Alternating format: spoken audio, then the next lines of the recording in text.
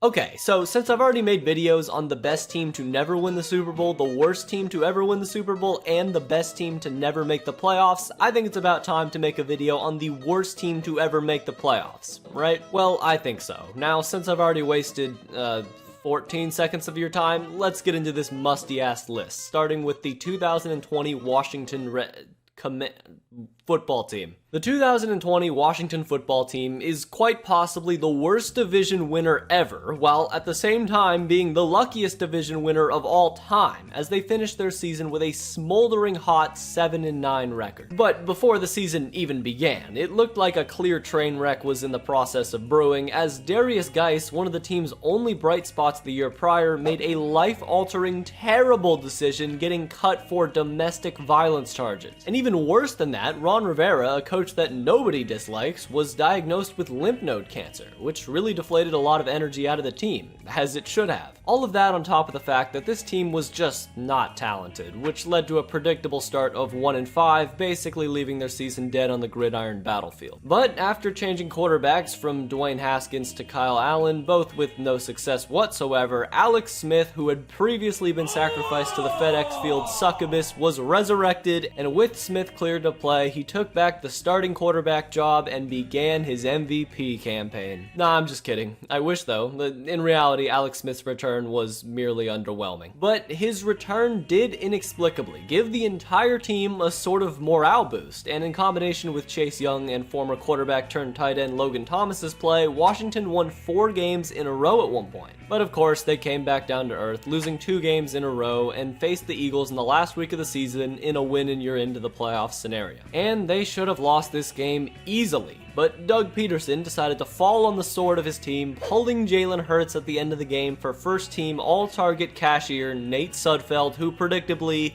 did nothing. So with that, Doug Peterson crushed every Giants fan's dream to get pulverized by Tom Brady in the wild card. Instead, that gracious honor was bestowed upon the Washington football team, and to make things even worse, this 7-9 abomination of a team that already limped into the playoffs once again had Alex Smith stripped away from them going into the wild card. So they were forced to start Taylor Heinicke, a player who had only started in 1 game before this one, but I'm gonna keep it real with you. Taylor Heinicke actually was able to elevate this Washington offense to heights they'd never reached before. Now, the issue here is that their best was still, mediocre, and although they scared the Bucs a little bit, Tom Brady was just way too much to handle, and that was it for Washington's unlikely playoff run. Now, don't get the wrong idea. Although I did talk about this team positively a lot, this team was still extraordinarily bad, especially for a playoff team. Remember that this was a team that was dealing with vile accusations all year long because their team owner is one of the worst human beings on the planet. They also finished the year starting 4 different quarterbacks, had a former wide receiver at running back, the aforementioned quarterback Logan Thomas at tight end, and one of the worst offenses in the entire league, scoring a mere 20.9 points per game. The only, and I mean the only redeeming quality about this team was their solid defense, led by Defensive Rookie of the Year Chase Young, Landon Collins, Kendall Fuller, Montez Sweat, and Jonathan Allen, among others. But wait, because although Washington's organization will always be a cesspool of dissipation, there is one organization that has a case to be worse, and of course they're on a list like this. The 2016 Detroit Lions were the last Lions team to make the playoffs, and as I'm about to explain to you, they had no business being anywhere near the playoffs. This Lions team was in the process of slowly but surely siphoning all of the happiness out of Matthew Stafford, and had just lost a top 5 wide receiver of all time in Calvin Johnson literally right after the season ended to a very early retirement. So Megatron decided to pull the plug and put himself out of his misery, whereas Stafford kept his persecution going for just a little bit longer. And predictably, as the season began, things weren't all sunshine and rainbows for the Lions, as although their running back didn't get cut for domestic violence charges, and their coach didn't get diagnosed with cancer, they did start the season going 1-3, including a humiliating loss to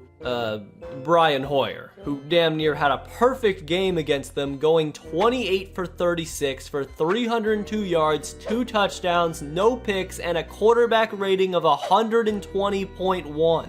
Brian Hoyer. Now at this point in the season, Stafford was already, mentally shattered, but maybe after a few motivating sessions with a therapist, this allowed him to rally the Lions, and along with clutch performances by an otherwise middle-of-the-pack defense, the Lions, through some form of divine intervention, reeled off a stretch going 8-1 through 9 weeks. Now, the problem is that almost every single one of these wins was by a singular score, and that was reflected by the team finishing the season with a negative point differential score, but we'll dive more into that in a second. For now, though, the law of averages set in for the Lions, leading them to lose their last 3 games of the season to some real teams, and at 9-7, the Lions' chances of making the playoffs were slim to none. Their one and only opportunity to make the playoffs was for Washington to lose its last game of the season, opening up one more spot for the Lions to join. And that is exactly what happened. I mean, this is just textbook irony at its finest. So the Detroit Lions earned themselves a date with the Seattle Seahawks in their natural habitat, and nobody, I mean nobody, gave them a chance. And that was for good reason too, as this Detroit Lions team lived and died by Matthew Stafford's inconsistent arm entirely, as they had the second worst rushing attack in the entire league, conducted by Theo Riddick, who led them in rushing yards with 357. But even worse than that, this team had one Pro Bowler on the entire roster, and it wasn't Matthew Stafford, it was the goddamn kicker. So yeah, all of these elements led to a culmination of destruction, as the Seattle Seahawks, who were still led by a prime Russell Wilson and the mummified remains of the Legion of Boom, discarded of the Lions so badly that people don't even remember this team existed. I'm not lying to you. Every comment on this game's highlight is just people saying that they never even remember this game taking place. And the funniest part about this Lions team is exactly 1 year later, in 2017, the Lions had a noticeably improved team, replicating their previous record of 9-7, and missed the playoffs, leading Matt Patricia to arrive and subsequently pushing Matthew Stafford to leave his solitary confinement. Now, in the case of Washington and the Lions, pretty much everything had to go right for them to be able to make the playoffs, but for this next team, the 1982 Cleveland Browns, none of those statements are true. First off, allow me to offer you some very important world building. The 1982 NFL season has a strong case as the weirdest season in NFL history. You had moments like a convicted criminal breaking NFL rules by using a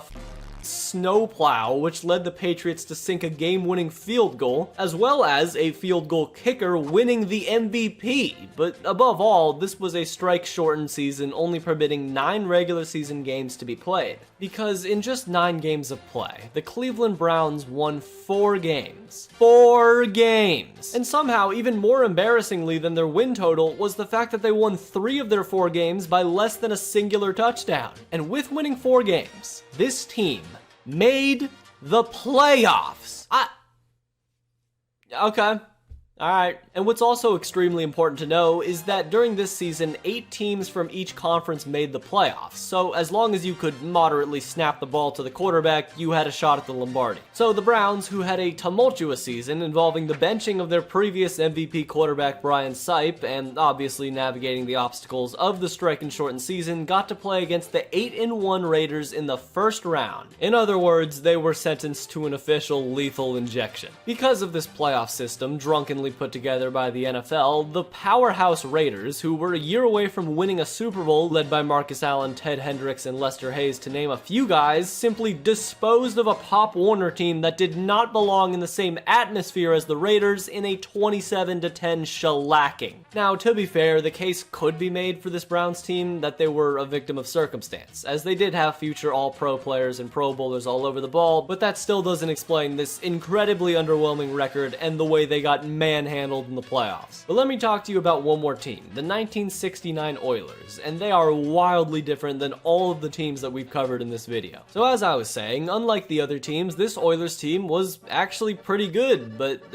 they had their own problems. Now, on paper, this team had 2 Hall of Famers in the genesis of their primes, with Elvin Bethea and Ken Houston, who both made Pro Bowl teams this year. They also had 3 Pro Bowlers on defense, combined with first-team All-Pro linebacker George Webster, who was able able to rack up his 3rd straight All-Pro selection through his first 3 years in the league. Now, the issue here is that all of those players that I just listed played on the side of the ball where you hit people hard. They weren't responsible for putting up points on the board. So, on the other side of the ball, the offense did have a Pro Bowl rookie wide receiver, Jerry Levias, who somehow made the Pro Bowl with 696 receiving yards, not even finishing top 30 in that category, but sure, whatever. So, like pretty much every team on this list, the Oilers were the definition of mid for every offensive statistic, basically doing the bare minimum to win most games, and at best being inconsistent. And just to throw one more right jab into the legitimacy of this Oilers team, their quarterback play throughout the year was nothing short of unwatchable. They had 3 different quarterbacks play during the season, but mainly the Oilers guy was Pete Beathard, and oh boy was he ass. Beathard finished the season 4th in the entire league in interceptions thrown and played significantly fewer games than all of the guys in front of him. He also had an impressive 8-game stretch of consecutive games with picks thrown, all capped off by his magnum opus when he went 10 for 35 for 110 yards, no touchdowns, 5 picks, and a final quarterback rating of a whopping 0.6. So yeah, the defense carried for most of the year. Now, as the 1969 season went on, the Oilers won their final game of the season against the Patriots to finish 6-6-2, to squeak into the playoffs only to play against the Raiders. So in yet another twisted form of irony, the 1969 Oilers suffered the same fate as the 1982 Browns, as awaiting the weak, malnourished Oilers who crawled into the playoffs were the same necromancers as before, the Raiders. And they left blood and guts everywhere as they ripped the Oilers apart limb from limb, resulting in a 56-7 annihilation. Not even close. So, who do you think is the worst NFL team to ever make the playoffs? To me, I'm really not sure. There's not a clear answer, so I'd like to hear your opinions in the comments down below. But if you enjoyed this video, then like and comment because it really helps the video and the algorithm a lot. Also, this is the last time I'll plug it, but a week ago I made a Discord server and we've been having fun over there. Also, I'm planning on making a video in the next 2 weeks with the community, so if you want to have a chance of being in a video, then join the Discord server. Also, if you like this video, then watch this video right here on the worst NFL injuries that ruin superstar careers. It's pretty good, trust me. Anyways, until next time.